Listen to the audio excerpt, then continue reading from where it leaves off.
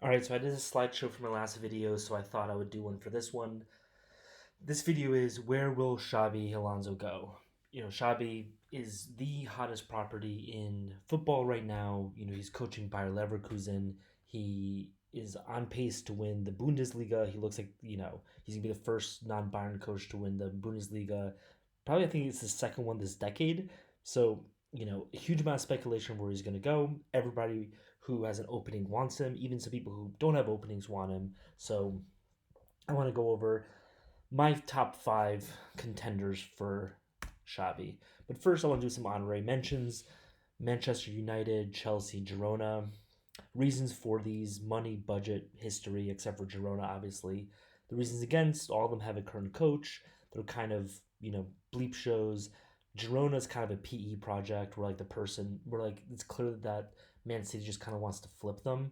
But, these are always options if they decide to, fire the coach, hire Xabi. There've been crazy stuff like a lot of players signed, like Mudryk for Chelsea this last offseason. So who knows, right?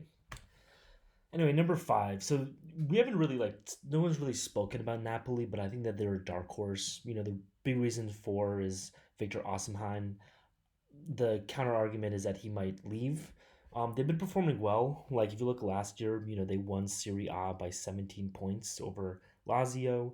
They just, made it to the round of 16 in the Champions League. They're a good team. They have a lot of talent. Um, the reasons against is that they're number seven this year. They're probably going to miss the Champions League. And Serie A just in general has less budget than the other leagues, right? Like money's been flowing away from Serie A towards England. Now you can always make the argument that hey, the money's going to flow back at some point. It always zigs and zags. And on top of that, you have the American ownership of, AC Milan. You know, who knows? Maybe this might not be an investment for this year, but maybe 5, 10 years down the line, maybe he wants to be like a legendary coach in a club like Sir Alex Ferguson, right? So that's kind of the argument for Napoli. Number four is Leverkusen, right? He can always just stay. Everyone thinks he's gonna leave, but he can always, uh, surprise us. The reasons for is that it's a good club. They won the Bundesliga. They can win the Bundesliga again next year. And I think the big reason is that he can just wait out for a better club, specifically Real Madrid, where he's played for before, and also Carlo Ancelotti is going to move to coaching Brazil soon, so there's going to be an open slot. And then also Manchester City, right? Pep said he's going to leave at the end of next year.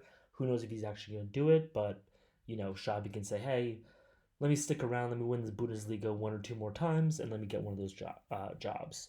Now the problem, obviously, is that you want to strike when the iron's hot, right? Who knows? Maybe the curse of Harry Kane, dissipates next year, and Bayern Munich actually win.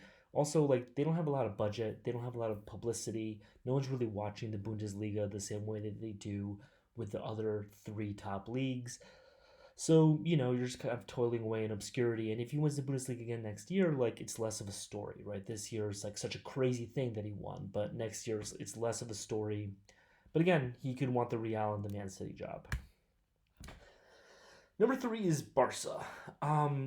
So first, Barcelona is willing to spend a whole lot of money. Now, obviously, they've been spending money in stupid ways recently. Like they spent $10 billion on Antoine Griezmann, right? But at the same time, having a club that's willing to spend money is a good thing, right?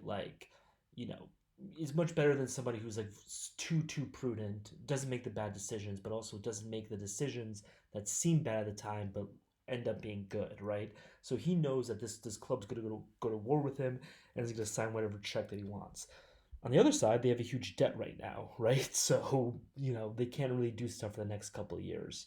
Um, they are a huge club, though, one of the biggest clubs in the world. And they also have a lot of young talent. Gavi, Pedri, Yamal, the other person, Gayu. They have an incredible youth development program. Their big problem this year, as I talked about in the other videos, that they kind of have a lot of old players and a lot of really young players. But soon those young players are going to develop. They're going to grow, and Xabi Alonso can be, the the coach of those players. I mean, the problem though, and I'm going to get into this with Bayern Munich as well, is that they don't really have a lot of, you know, loyalty to their coaches, right? Their coaches come and go very quickly. Tito lasted a year, Gerard Martino lasted a year, Luis Enrique lasted 3 years, but then less than a year, less than a year, 1 year, less than a year, and then 1 year, right? And then Xavi is deciding to leave because he can't deal with the media, right? So that's kind of a red flag for Xabi Alonso, right? Like this guy won La Liga last year and is like doing really well in the Champions League, but is leaving because of the relentless media coverage. So I think that might be a huge red flag for him. And then also like he can coach Real, and I think that's kind of a lot of coaches' dream job, especially for Xabi, who won the Champions League with Real. He's a club legend at Liverpool, but he's also like a really big part of Real, right? But not a stable job. And even this terrible year that they're having, they're in third, right? They're 8 points behind Real Madrid. That's not like that's a big gap, but that's not like an insane gap. They're 8 points away from not being in the Champions League. Like they're doing fine even in their bad years, right? Number two, I think you were expecting Liverpool here, but as a Liverpool fan, I think that Bayern is number two.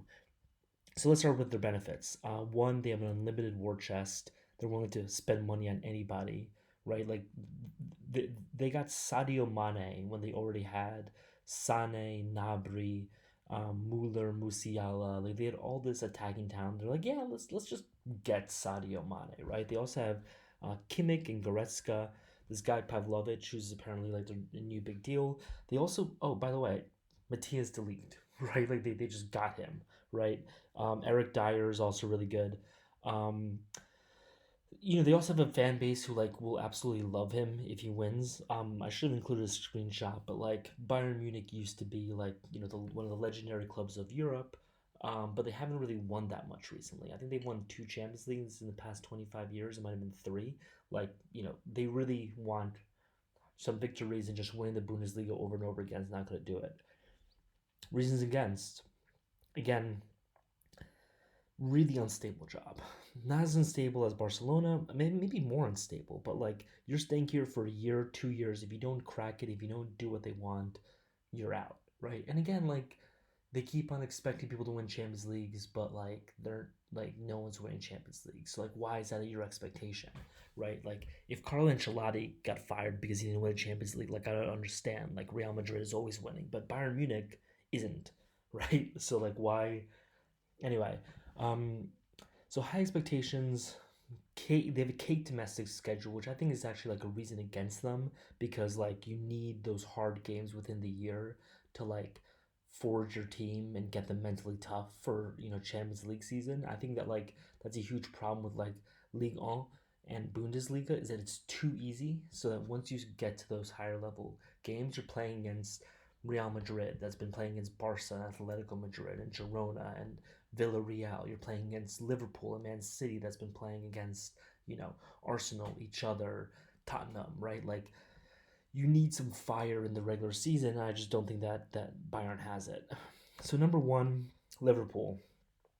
Reasons for pretty simple, right? He's a club legend there. They have a big budget. They're not like the biggest budgets though, which is kind of a knock against them. They have a really good lineup. Like Mo Salah is even listed here. This midfield is just fantastic. I just want to say as a Liverpool fan, they have Virgil van Dijk, who still has a good like 3-4 years in him. Kwanzaa, Konate, who are both gonna be good center backs. It's a good team, right? Lots of talent, loyal fan base, and also like So look, this is what six. This is seven. This is six coaches, right? So six coaches for them. 1, 2, 3, 4, 5, 6 goes back to 2017. Six coaches for Liverpool goes back to 1998.